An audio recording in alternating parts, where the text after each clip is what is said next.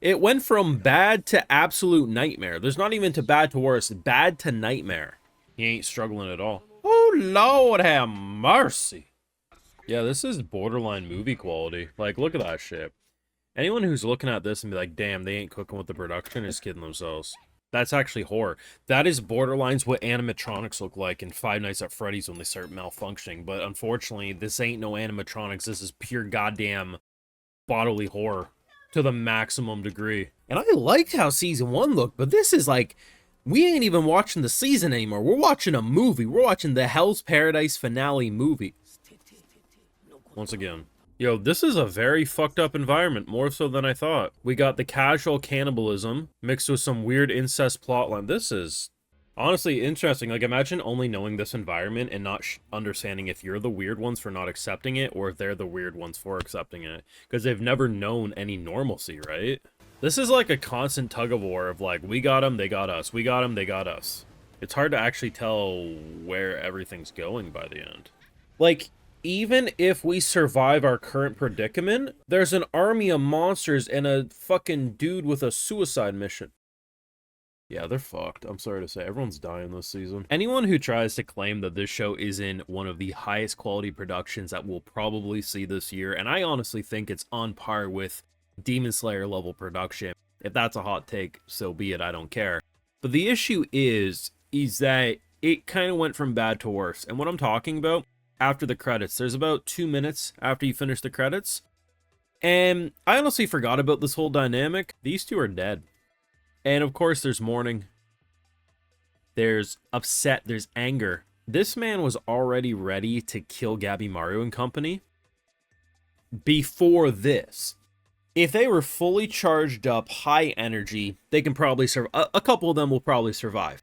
The issue stems from the fact, bro's gonna be completely full of energy by the time he finds our characters.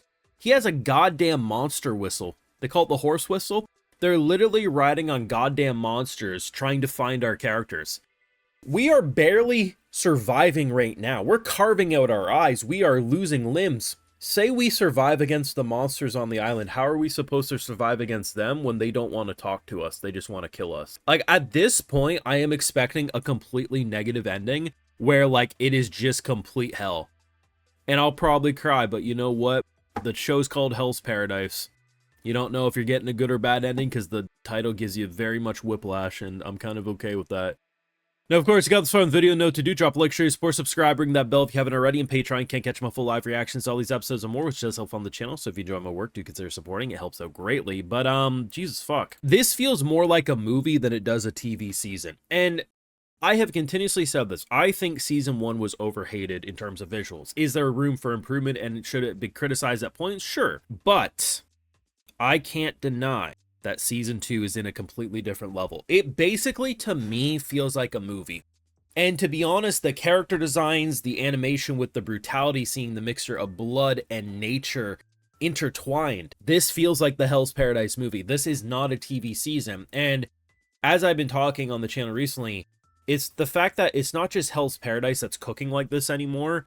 These shows that are action dominated, or hell, even some of the more basic shows, are all looking so good this season.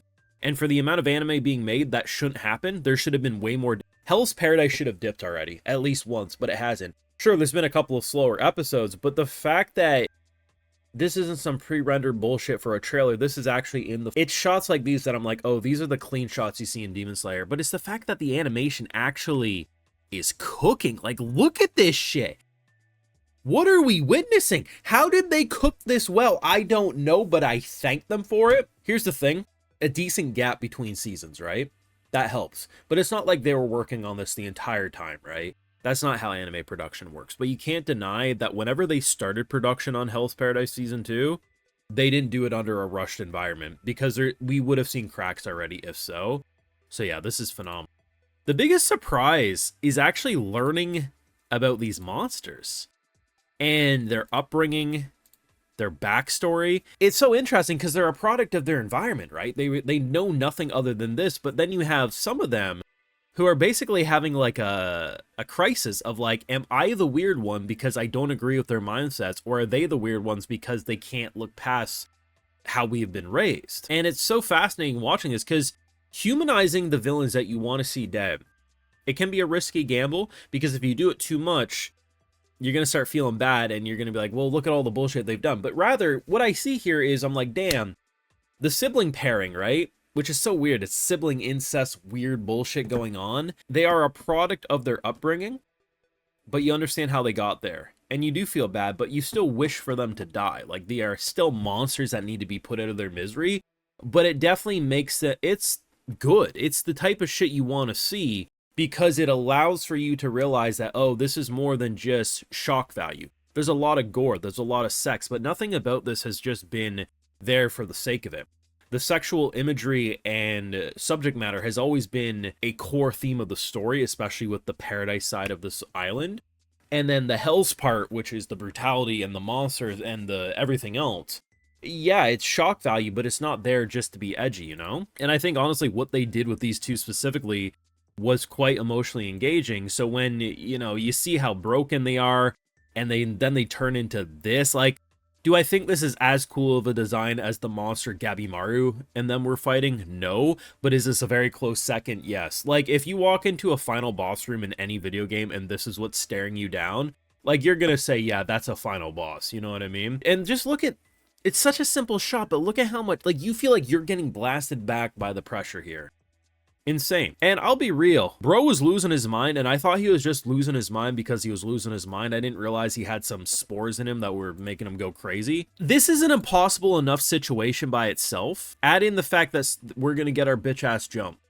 How, like, if you are not a source reader, how do you generally think we're gonna win this? Because to me, the only logical way is if we could diffuse the situation enough, but there's no room for communication with the people approaching. Like, really, keep in mind, they're riding on fucking monsters now. They summoned a whole ass arsenal of them. And these things, enough with us winded and wounded, could probably kill us if we're not careful. Add in trained samurai swordsmen, I mean, it's game over, rip bozo, right? And I mean, at the end of the day, am I glad that there's emotional depth? Am I glad that they're making me convinced all our characters are gonna die? So that, you know, especially when you see backstory like this, that's usually indication that we ain't making it. Yeah, it's pretty fucking good at messing with your emotions. But it's weird because I thought Hell's Paradise Season 1 was a great anime. I thought it was consistently enjoyable. There was a lot of interesting subject matter. But the difference in quality of Season 2, and it's not recency bias, because I don't remember myself ever enjoying Hell's Paradise to the amount I am.